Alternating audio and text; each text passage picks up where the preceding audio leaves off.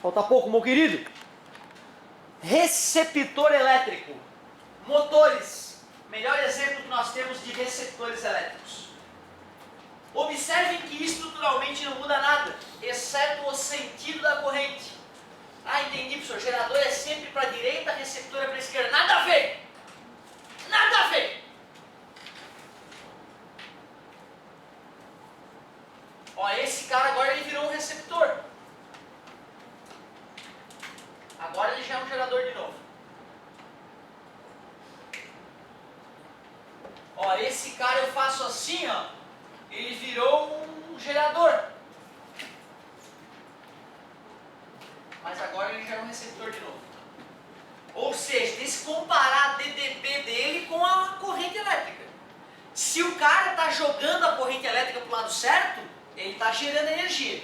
Agora, se o cara está empurrando as partículas para o lado oposto de onde elas deveriam ir, ele está roubando energia. Lembra que esse I é o sentido convencional, né? Se tu larga uma baguinha positiva de um lado e do outro, já que os opostos se atraem, tu percebe que as baguinhas querem ir para a direita mesmo. Então, essa DDP está empurrando a corrente elétrica para o sentido de onde ela está indo. Chamar isso de força eletromotriz, força que move o elétron, é justo. Embora os elétrons estejam indo no sentido oposto, né? Já nesse cara, esse aqui é o positivo e aquele é o negativo. Se eu largar baguinhas positivas nesse fio, as baguinhas iam querer ir para o lado oposto, ó. E a corrente elétrica está no sentido contrário. Logo, esse cara está retirando energia da corrente elétrica. É isso que faz dele um receptor. Então, cuidado com isso. Da mesma forma que nós tínhamos a equação do gerador, eu preciso de uma equação para os receptores.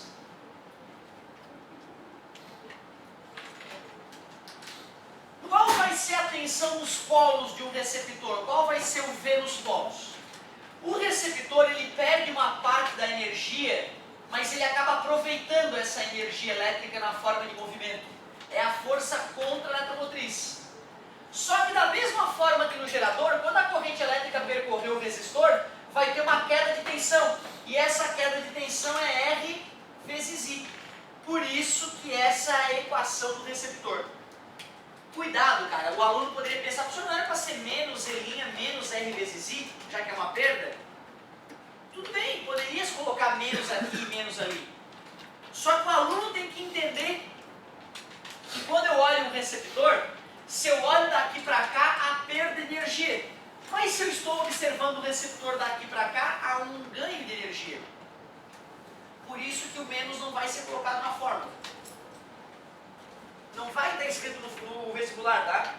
Equação do receptor, equação do gerador. Tu é que tem que saber que o gerador gera, mas perde energia. Por isso menos. E o receptor consome energia útil e consome energia de forma inútil. Por isso que a equação do receptor fica dessa maneira. Olha que perigo. Faltou um detalhe a revisar do gerador rendimento, né? Rendimento é potência útil sobre potência gerada. Como a potência útil é V vezes I e a potência gerada é E vezes I, o rendimento ficou V sobre E. Tensão dos polos dividido por força eletromotriz. Esqueci. Revisãozinha de gerador. Agora sim, voltando à vida. Curva característica. Curva característica do receptor. Mais uma vez o gráfico V por I trata-se de uma reta, como a equação demonstra. Só que dessa vez é uma reta crescente, que parte da força contra-eletromotriz. Então tu vê, né, a curva característica de um receptor é bem diferente da curva característica de um gerador. Nós poderíamos nos perguntar, né, qual é o significado desse ângulo aqui, né? Ou da tangente daquele ângulo. A mesma coisa lá, ó. O que será aquele ângulo ali, ó? Certo? Se eu fosse analisar o que significa aquele ângulo no gerador, a tangente de alfa é o cateto oposto sobre o cateto adjacente. Pô, tá aqui, se tu isolar o R aqui, né? Fica E sobre ICC, né? Então, tangente de alfa é a própria resistência interna do cara, em um gerador elétrico. E aí vamos fazer aquela análise ali também, né? Bacana a gente fazer essa análise ali, descobrir qual é o significado daquele ângulo alfa. Eu poderia criar um triângulo aqui, né? Poderia criar um triângulo. Tu vê, ali vai ter uma certa tensão atuando nos polos para uma certa corrente. Quem vai ser a tangente de alfa ali? É o cateto oposto, que é V menos E', tudo bem para vocês? Sobre o cateto adjacente, que é o I.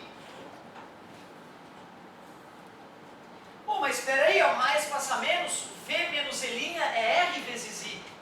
Então a tangente de alfa fica R vezes I sobre I. É o R de novo, ó. Legal, cara. Então, ó, o ângulo que o gráfico de um gerador ou de um receptor faz com a linha horizontal, a tangente desse ângulo sempre remete à resistência interna do cara. Quanto maior, mais inclinado, maior a resistência interna. Resistência interna nula, aí fica horizontal o gráfico. Quanto mais inclinado, maior a resistência interna. Quanto mais horizontal, menor. Geradores ideais sem resistência interna ficam a linha horizontal. O gráfico. Legal. Vimos a equação do gerador, vimos a curva características, vimos o que significa o ângulo, a tangente daquele ângulo com horizontal. E vamos fazer as mesmas perguntas de antes. Quais são as potências importantes em um receptor? Potência consumida, potência útil e potência dissipada.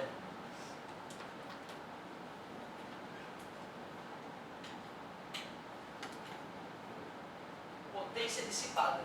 Professor, a potência consumida não era para ser potência gerada? Não, né? O receptor não está gerando, né?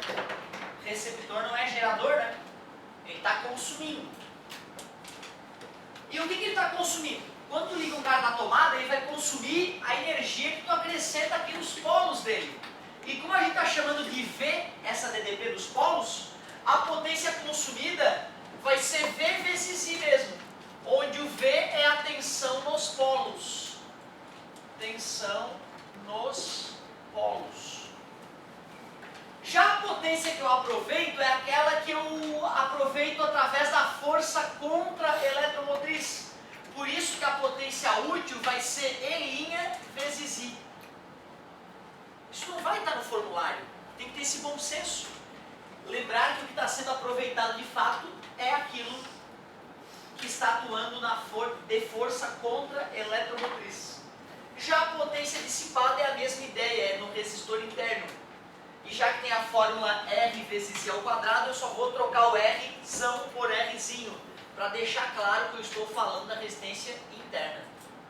Potência consumida, potência útil e potência dissipada. Se existe a lei da conservação da energia, o que eu poderia escrever sobre essas três potências?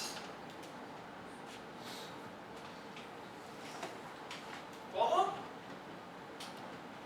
Através da conservação da energia, dois pontos. O que eu posso escrever?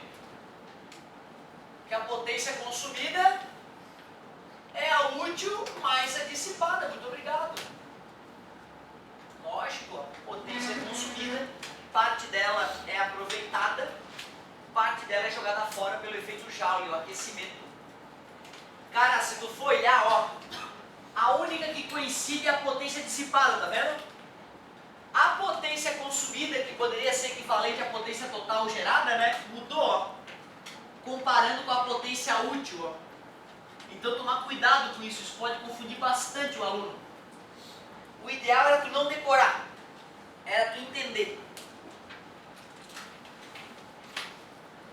Rendimento, né? Quero falar também sobre o rendimento. Rendimento.